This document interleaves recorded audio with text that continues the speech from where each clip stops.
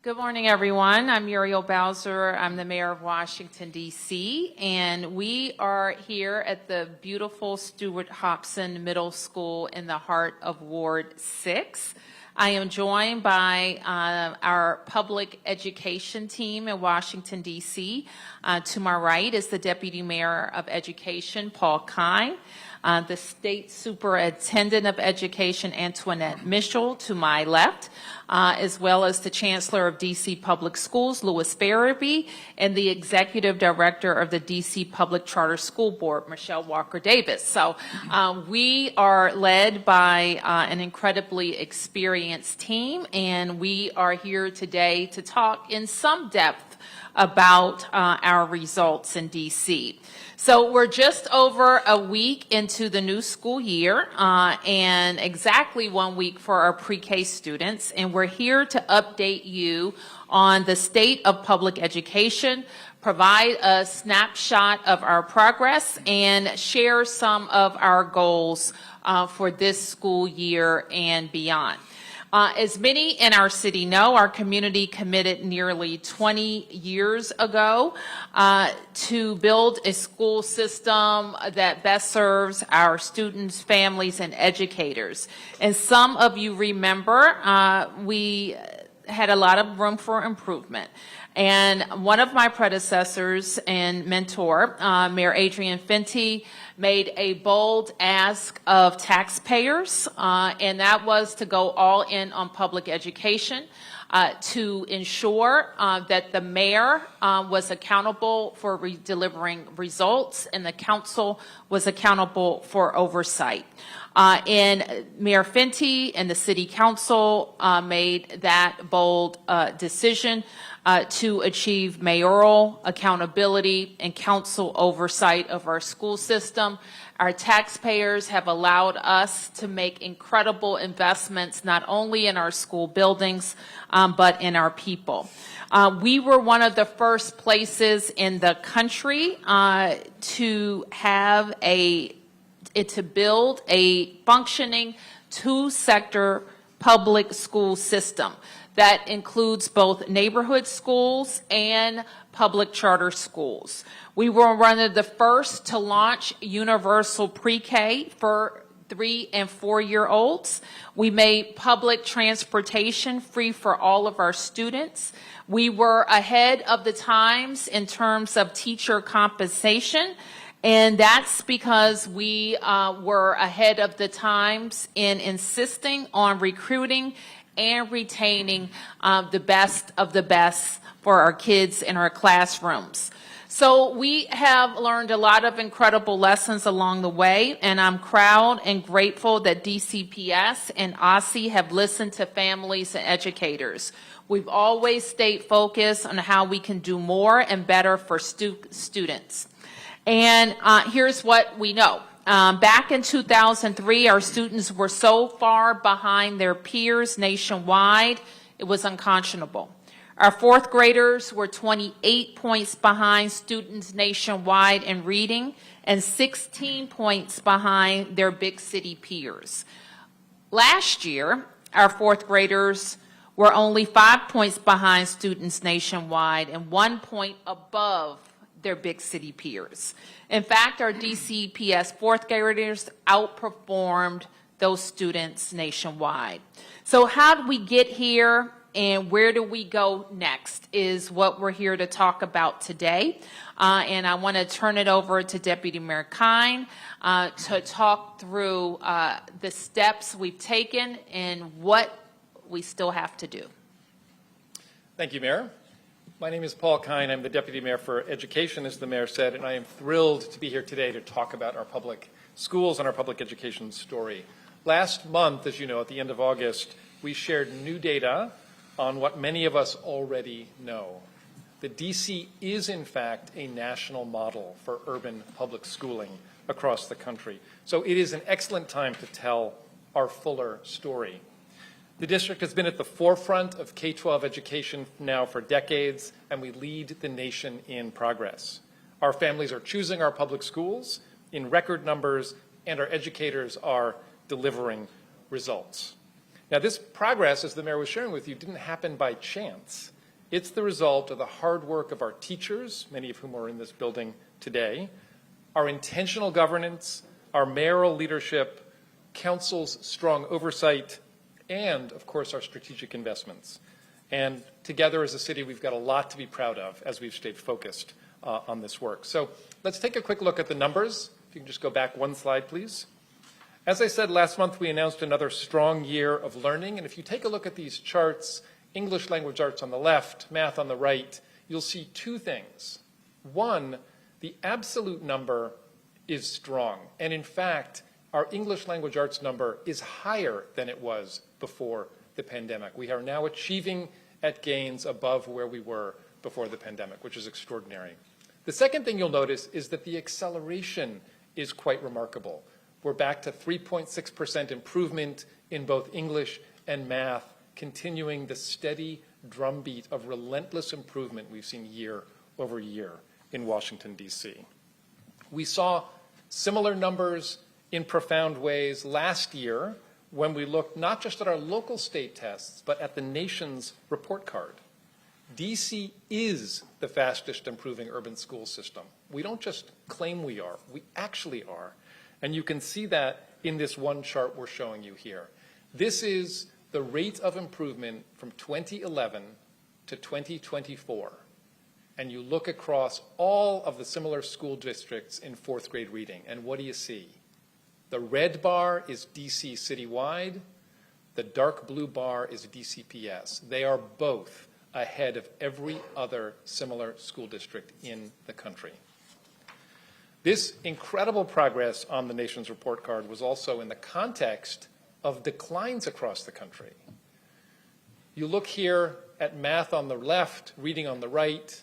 Again, the change in scores from 2011 through 2024, 9-point improvement for DC, 9-point in reading, 9 points in 8th grade reading, compared to the declines you see in the national average everywhere else. And so we continue to be very, very proud of these academic improvements. Our progress clearly starts with the youngest learners, and on this chart you can see the remarkable number of children that we have in free full-day pre-K4 and free full-day pre-K3. The red line is our 4-year-olds, the blue line is our 3-year-olds. We have 95% of the city's 4-year-olds in our free pre-K4 programming and 82% in our free pre-K3 programming. These investments, of course, prepare children for kindergarten and to deliver the learning results that we've seen, but of course, they also are remarkable support for families. As students grow and get older, so do their opportunities. And here again, DC is outshining the rest of the country. We have seen a nearly 15-point improvement in our graduation rates from school year 13-14 to school year 23-24. We are now hovering just above 76%, where we started at about 60%. And of course, the graduates represented in this slide are not the same. More students are enrolling in college-level courses, and we are reimagining high school through our advanced technical centers that deliver real college credit and career experience. So the graduation rates go up, and the quality of the education those graduates are receiving improves. On this chart, you'll see our enrollment. And our families are responding to this progress that we're seeing because unlike most other big cities, we have surpassed our pre-pandemic public school enrollment. This chart shows you our enrollment trend from school year 13-14 to school year 24-25. You see the little dip for the pandemic, and you see how far above that we are right now. Across the country, 2 million students have come out of public schools. In general, there are these declines, but not in DC. And you can see on the right, even in DCPS, the absolute growth in numbers of students is in the top 5% of school districts in the same period across the country. Our enrollment continues to grow.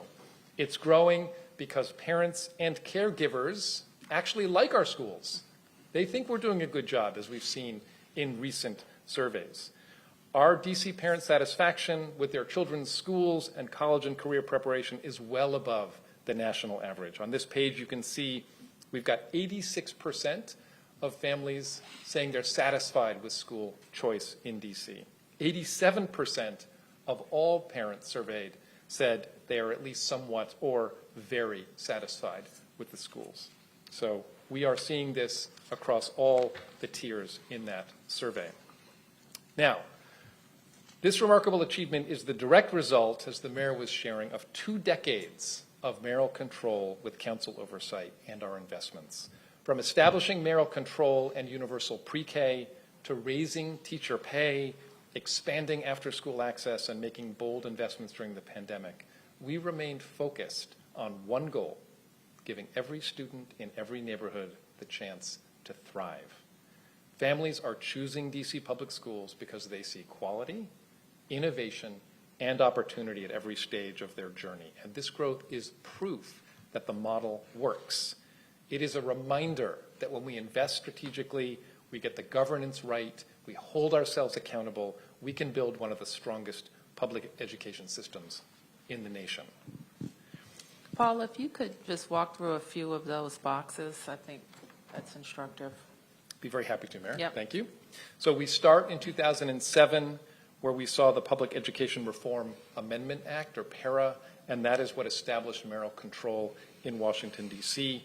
In 2009, we saw the universal pre-K establishment through our Pre-K Enhancement and Expansion Act. And very importantly, 2009 also saw the advent of the impact evaluation system in DCPS, which provided clear guidance on professional development for teachers, along with enhanced compensation.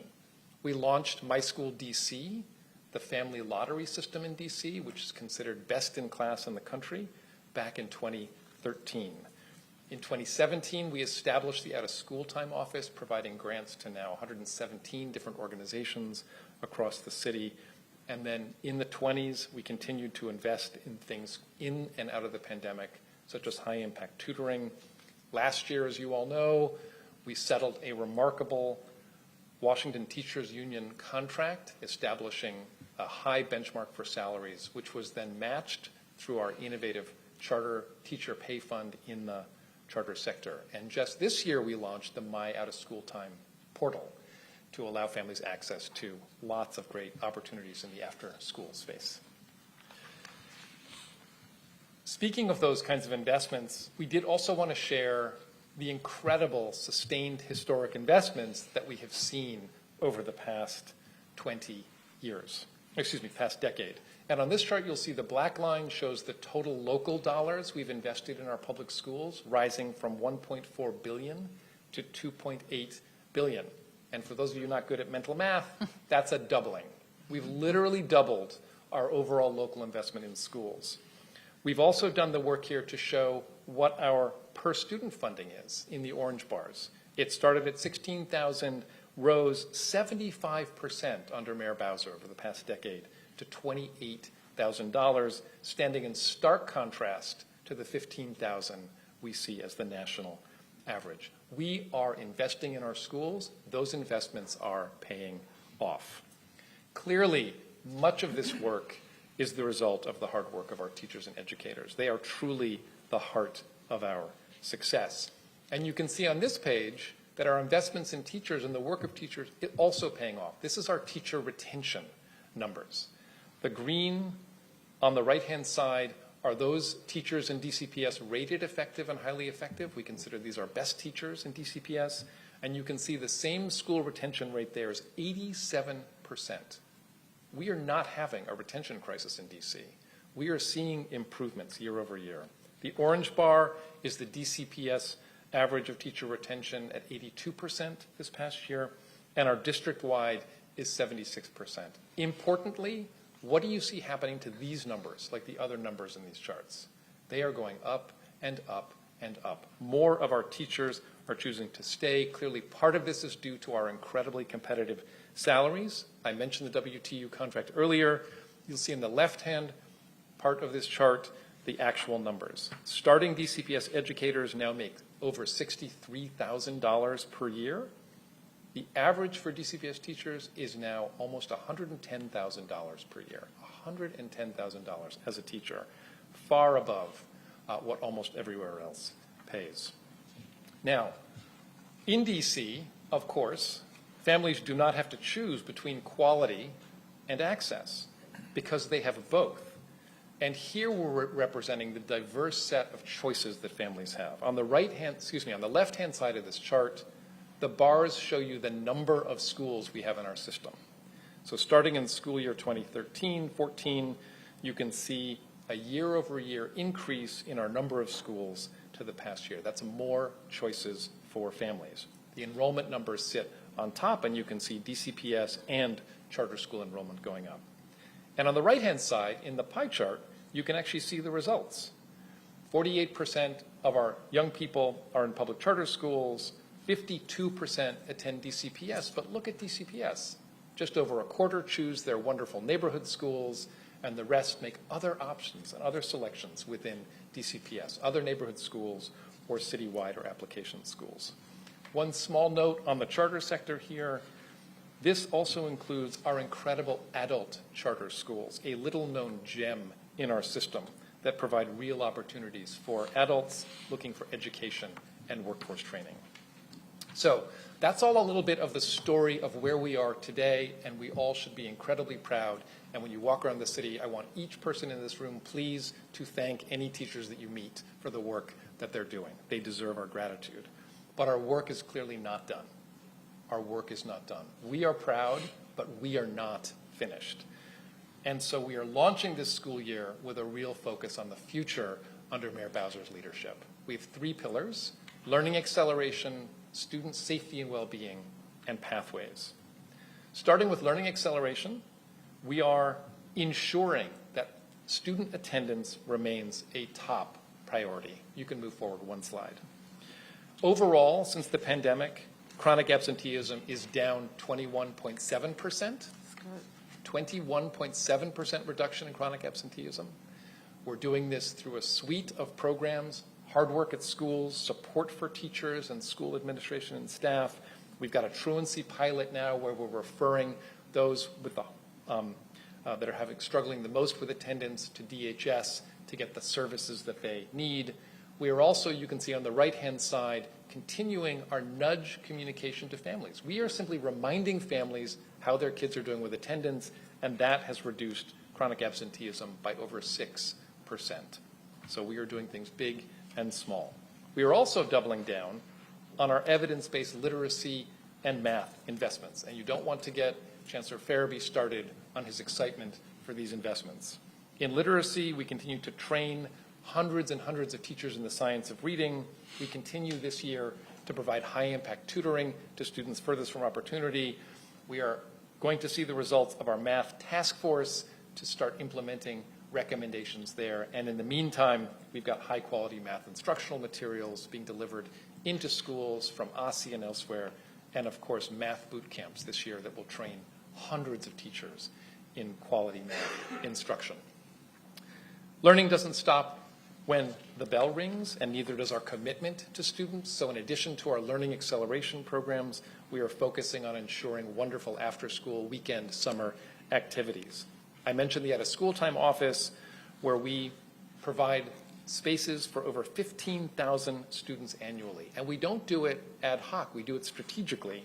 So on this page, you can also see that 16 of the 20 neighborhoods with the highest rates of violent crime have 10 or more OST-funded programs. We are putting money where it is needed the most.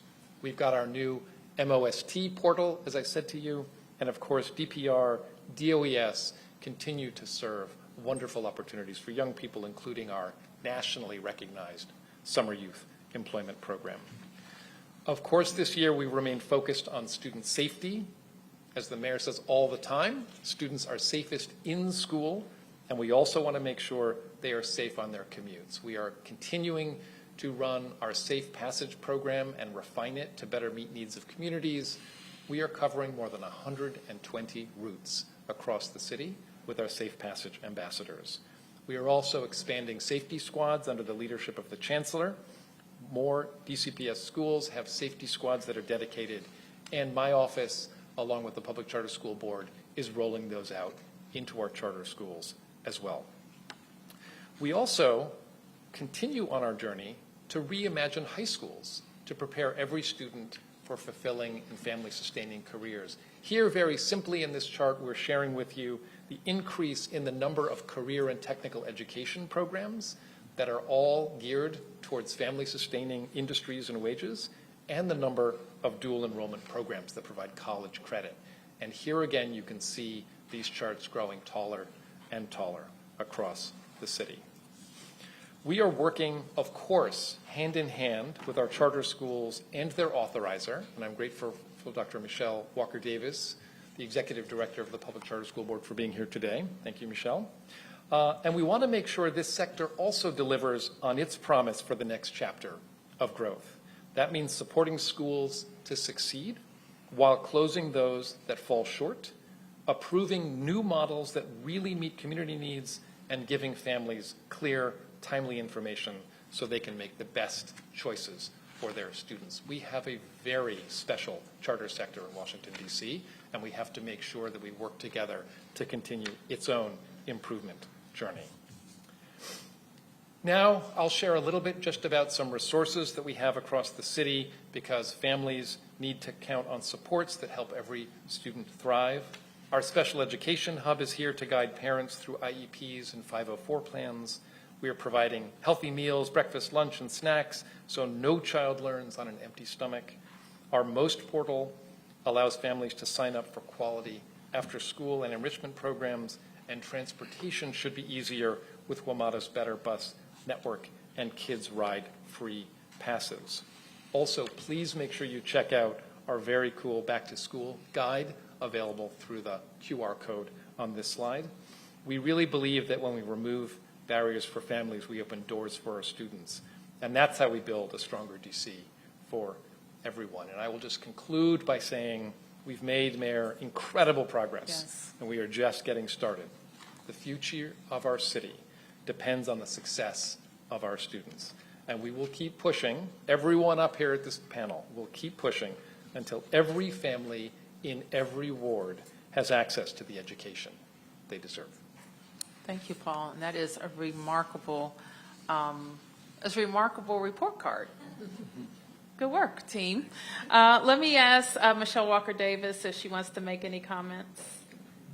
Thank you, Mayor, for the opportunity, and thank you, Deputy Mayor, for that comprehensive review. I am just grateful to be heading the Public Charter School Board at a time where we see the results of what it means to have a robust public charter school system in the city in partnership with our traditional schools. I feel a deep sense of gratitude to the leaders who are doing this work every day, and certainly to you, Mayor, for the continued investment in our public schools and trying to bring equity to our two systems. And so I'm excited to be here and excited to speak on behalf of all the work that's happening in the charter sector. Thank you very much. Dr. Mitchell, do you want to add anything about the start of school? I know you have a special responsibility to help transport kids, and if you want to, you can make any comment, but maybe start there. Sure, thank you very much. Yes, OSSI is responsible for transporting 3,000 to 4,000 special education students to and from school each day. We launched a parent portal over the summer, and we're able to get a lot of information, correct information about students, where they want to be dropped off and where they want to be picked up.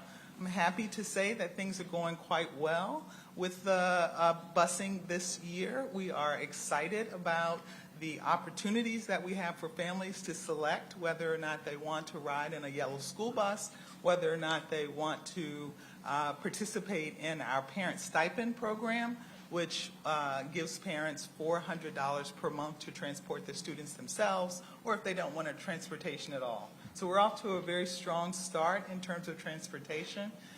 In addition to that, we're just very excited about the momentum that we are building, that we have, as indicated by Deputy Mayor Kine, and we're looking forward to a fantastic school year, working with both the DCPS and the charters, and all of the wonderful teachers that are doing such a marvelous job. So we're excited about the school year and looking forward to continued growth, particularly in terms of academic achievement.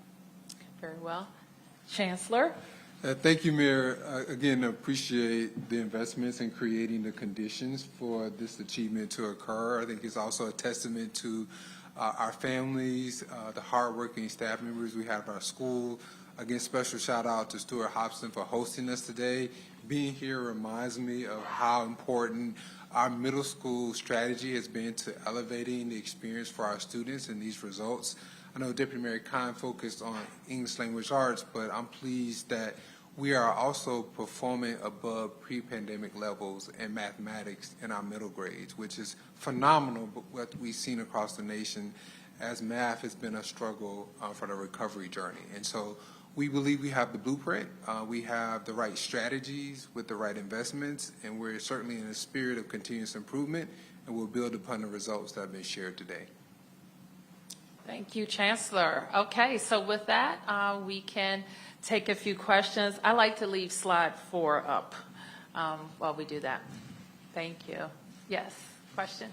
Mayor Bowser, Josh Chambers, Channel 7. It seems as though some of these students might have to get, unfortunately, or get used to some of the National Guard walking around for maybe a little bit longer here.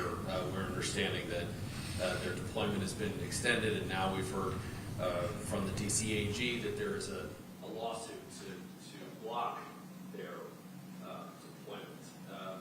Any thoughts on this Thursday? No, I don't think it has anything to do with what we're talking about. Next question. Sorry, Rebecca with Channel 7. This is really a question for everyone at the table. If we can talk about DC's made improvements, there still is work to do, and that was mentioned as well. So what's being done to continue to improve academic outcomes? Well, I'll begin, and then I'll hand it to the Chancellor. We are trying to share the broad overview of all that we're doing here in the city to continue this improvement journey. And we have 3 pillars that we're focused on. One is learning acceleration, to ensure that young people are receiving the instructional materials that they need, the quality curriculum, and then, of course, the extra supports if they're falling behind. The second is student safety and well-being, to make sure that they feel comfortable traveling to school, being in school, and that they have opportunities outside of school time as well to follow their own journeys. And thirdly, we're very focused on pathways, because we know that young people today are facing a different future than we all faced as we were coming up. So we're ensuring that young people are getting access to high-quality career training, advanced coursework, and even college coursework as they prepare for graduation. Chancellor? Yeah, I would point to the work we've done with our educators. Again, they've done a phenomenal job, and the professional learning experiences that we provided, I think, has resulted in improved performance in the classroom, both for our educators and our students. A great example is we started the school year with a record low of teacher vacancies. I think it speaks to the retention numbers that you heard earlier from Deputy Mayor Khan. And so I believe that is the foundation, ensuring that our educators are strong. We're constantly refining our curriculum. We've got an adjustment this year in mathematics for our elementary age students.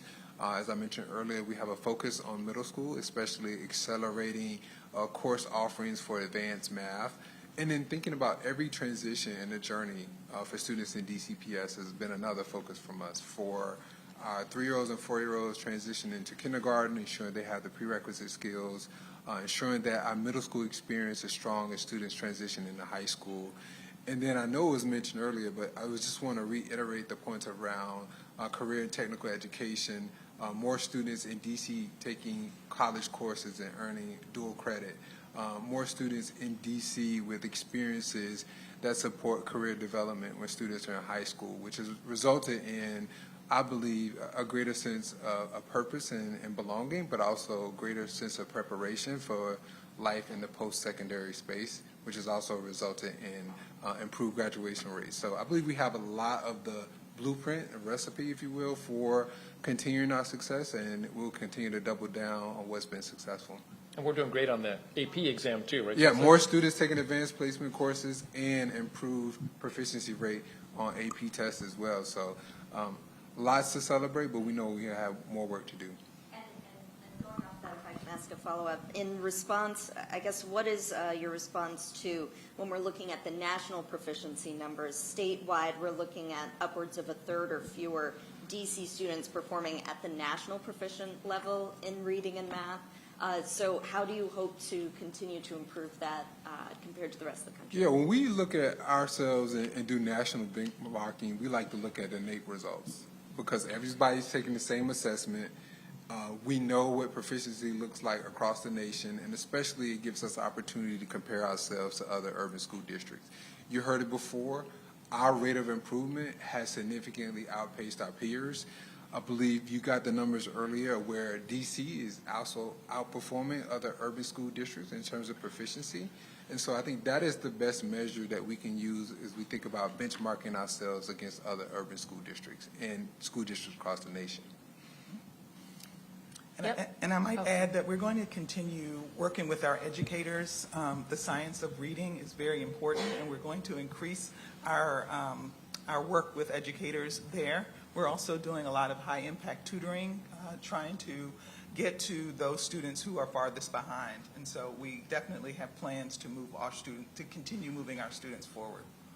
And I'll share a little perspective from the charter side. So as a public charter school board, our responsibility is oversight and monitoring and academics, finance, as well as operations. And specifically with the academics, we are excited that we're launching our new academic accountability system, Aspire. You may have heard me speak of that before, but that will give us a much more granular look at the performance of our schools, opportunities to highlight where we know there are bright spots, but also where areas for us to lean in on and see. And this particular version of our framework allows us to look not just at the high level, but at performance at particular student groups and also emphasize where we're seeing the greatest growth. So I'm excited about that happening, and you'll see the first public reports on that yet this school year.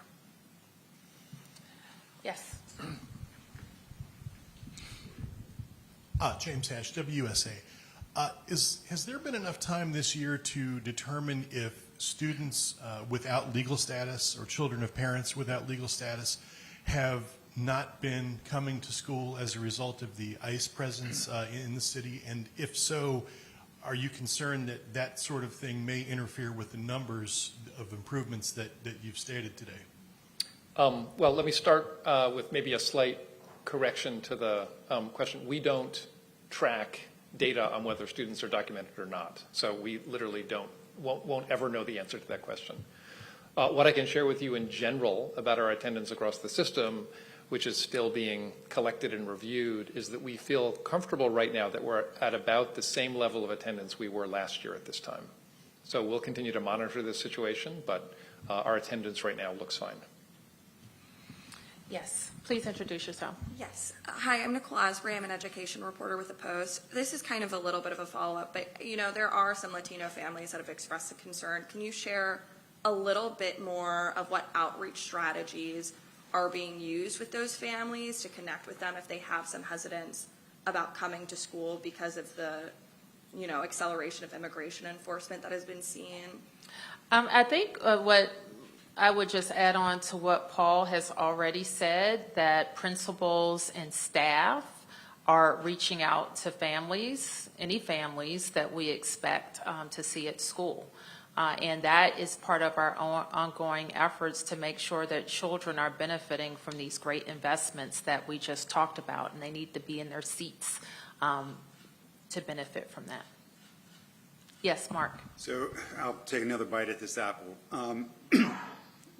What are you seeing? I get that you're seeing attendance citywide or system-wide is about what it was, but what are you seeing anecdotally, at least, in the communities at schools that have a larger Hispanic population, that there is a fall off either in attendance by students or parents coming in and participating in school? Or have you seen that at any of the schools at all? I don't know, Mark, that we want to talk about anecdotes here. I think it stands to reason that if people are concerned about ICE, then they're making decisions every day about their daily lives. So I think we might expect to see different activity at schools. I don't know, however, if that also means students. So I think that it would stand to reason. I don't know that we have a systematic way of reporting that. What is the policy at DC Public Schools as far as if ICE were to show up at a school and want to enter either school grounds or school buildings and start talking either to staff, parents, or students? Is there a clear policy that is laid out? I think that the chancellor has communicated this many times, but Chancellor? I mean, the Attorney General is issued policy around that we follow in our schools. We've shared that with our school leaders, but they should ask for any documentation from law enforcement should law enforcement come on campus. We haven't had that situation. As shared earlier, we still believe schools continue to be the safest place for our young people, but they are asked to reach out to the principal if it's a staff member, and if the principal is the point of contact, they are asked to reach out to our general counsel. Would you prevent your staff, are they instructed to prevent them from coming in if they come in without warrants? We would request that a warrant be provided for anybody to enter in the building. And then can I ask you to comment on the incident at Coolidge Friday night? You know, we have heard some narrative of what happened after the football game. It sounds pretty scary from what parents have said. What can you tell us about what actually happened there? Yeah, we had a crowd that exceeded the capacity for the stadium, which resulted in a little bit of tensions in the stands that we felt like once the game had reached halftime, we were able to call the game to ensure that everybody got home safely. There was a large, both DC and federal law enforcement presence there. I mean, parents were saying that students and parents were harassed by federal law enforcement that evening. We don't have any documentation of that. Our school police responded, and also the Metropolitan Police Department, we know, responded, which are always at our games, but I can't speak to any federal presence. But I don't want to lose sight of the behavior, Mark. We can't have melees at football games. All right, whether it's MPD or federal, we're not going to have melees at football games, or we won't be able to have participants. We won't be able to have spectators at the football games. Agreed, Chancellor? Agreed. We will not have melees at football games. So can I clarify? Sure. What are you describing as a melee? The fight between the students or the interaction between law enforcement and the students? I didn't get any report about a melee between law enforcement. Now, if that happened, I didn't get that report. So you're referring to the fight between students?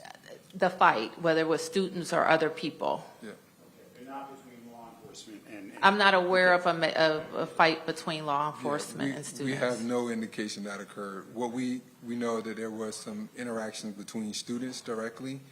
The and chancellor says interactions. I say there will be no melees at football games or basketball games. It's not acceptable, and it's not fair. And sometimes I'm sorry, Chancellor, but sometimes it is the students, sometimes it's friends and families of the students that mess it up for the kids. And we're at the beginning of the season.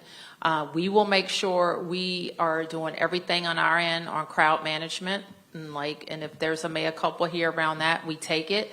But we're going to do everything in advance to keep kids safe and let them compete and have fun at games. Who hasn't answered the question? Yes, ask the question. Please introduce yourself. Okay. Hi, Jada Ingleton, the Washington Informer. I have two quick questions. My first one, just in general with kind of concerns about what could come from efforts of dismantling the Department of Education and such. I want to know what is starting with the school year, how are you guys kind of continuing to make sure that special education That's a great and question. personalized learning is a priority for whatever may come?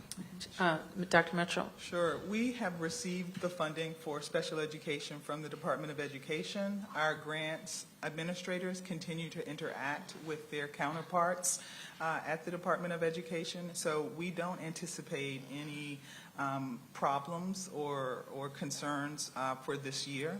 We are excited to start the school year, and we think things will go just fine.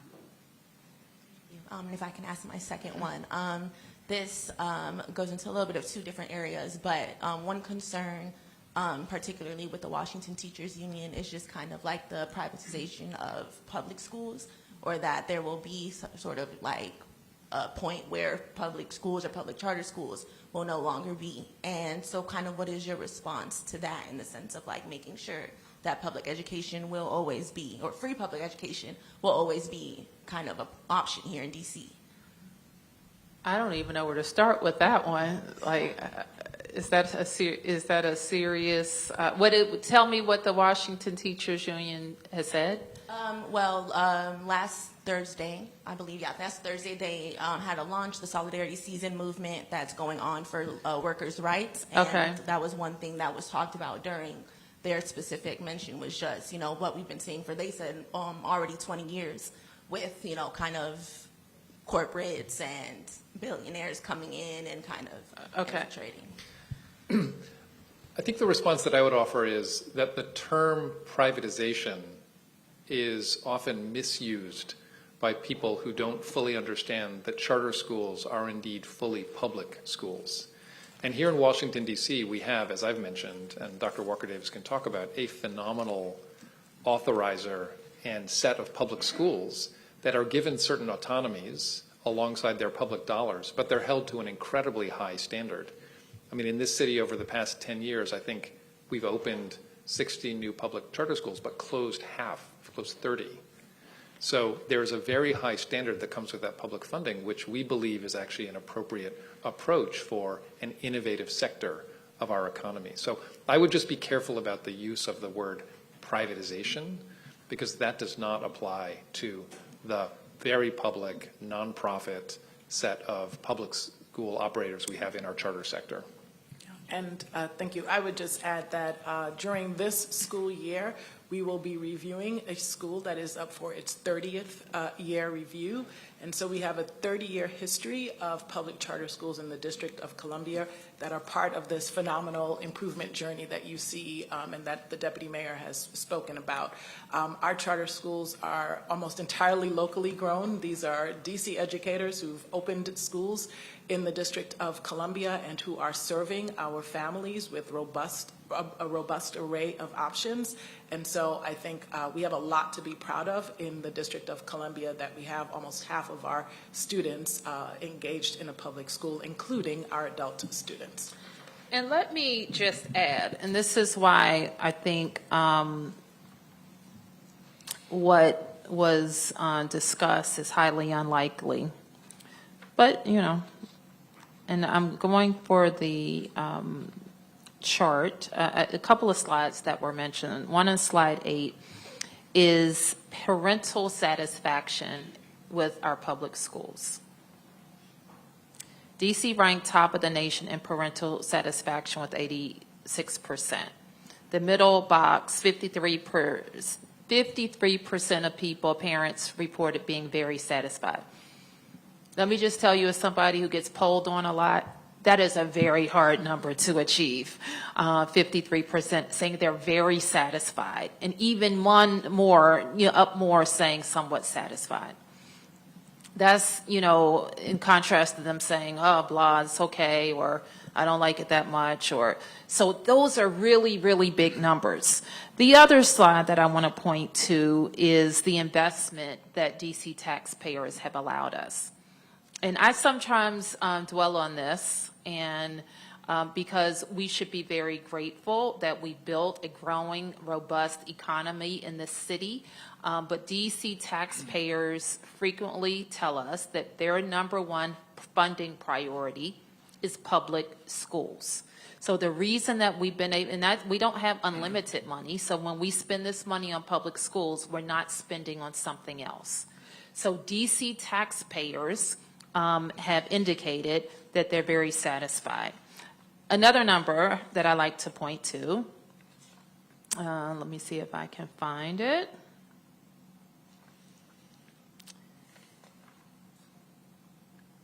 Is on page 7. That's enrollment growth in DC public schools and public charter schools. And you can see from the time we started till now, how many more families are choosing public schools. I tie that directly also to the growth in DC. the number of people who live in DC because they have faith in a quality, free public education. So all of these things, the willingness that people vote with their feet, so they're going to public schools. They express their values through our budgetary decisions, so they allow us to make public schools our #1 investment, and they're satisfied.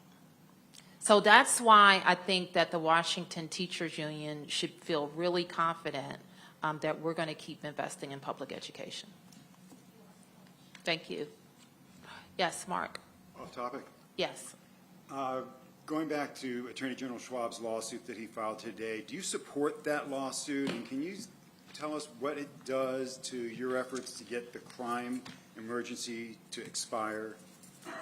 I would refer any questions about the lawsuit to the Attorney General. You know, I've said repeatedly the role of the Guard in this case, or questions about the role of the Guard. This has been a legal question throughout the emergency, not just today.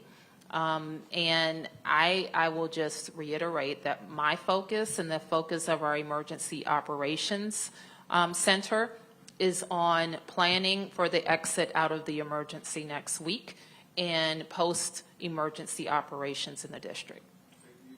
Well, you seem to support his previous lawsuit against the administration. When it came to the police department, you seem less supportive of this. Is that fair to say? What's fair to say is my 100% focus is on exiting the emergency, and that's where all of our energies are. Have you been in communication with the National Guard about reports that they will be extending deployment through December? And what are your thoughts that if those reports are actually accurate, what that would mean to D.C. residents? Well, I think there's some administrative thing that they're doing with what you're referring to so that people can get paid. I'm not sure that that's an indication of how long they'll be deployed. I know that there's a lot of reporting about how weary they are, and I get that because deployments are hard. People are away from their families, and they may not necessarily think they're on mission. So I think that the deployments themselves are running their course. Yep. Oh, I know that you'd said yesterday, and that this collective bargaining agreement with the MPD has been in the works, right, for some time to try and you've said repeatedly, right, that you wanted to get 500 more MPD officers on the streets as soon as possible. Do you feel that this was a strong message to the president? As you've said a few times, you know, we can do this ourselves. We don't need the federal presence here. What you know, sort of your announcement yesterday was a really strong message to the president. I think my message was meant for the men and women of the Metropolitan Police Department who work very hard, who have driven down crime for the last 2 years, and we owe them some money. And we have gone through the process, and we are getting their contract approved. I think it was important for them to hear from me and the council that we're going to work on an expedited process. I think in creating the EOC, we mean to demonstrate, because that's how we're going to work internally, that we are organized to best use our own public safety resources and any additional public safety resources. And I think that's a message for the Congress. Yep. If we can talk about chronic absenteeism, it looks like the numbers are down. Do you have the number of what the rate is overall? And then do you have chronic truancy numbers yet? We have, OSSI publishes a regular report, so Dr. Mitchell, I might ask you just to take the timing of when those numbers will be available. Sure. We do publish chronic absenteeism numbers 3 times a year. We anticipate that we will have numbers for the first part of this school year, sometime early 2026. So maybe January, February is the time when we will have them. Yeah, that's. OSSE is very particular about the numbers because, as you probably know, students come to school or don't come to school. They're allowed to provide excuse notes. The schools have 30 days to sort of update the records, and so that's why we can't do anything kind of immediately. And I know we're reporting numbers since 21-22 when we know what happened to attendance post-pandemic. So concentrating and building back from this period has been our extreme focus. All right. Thank you, everybody. Congratulations, public education team. Thank you, Mara.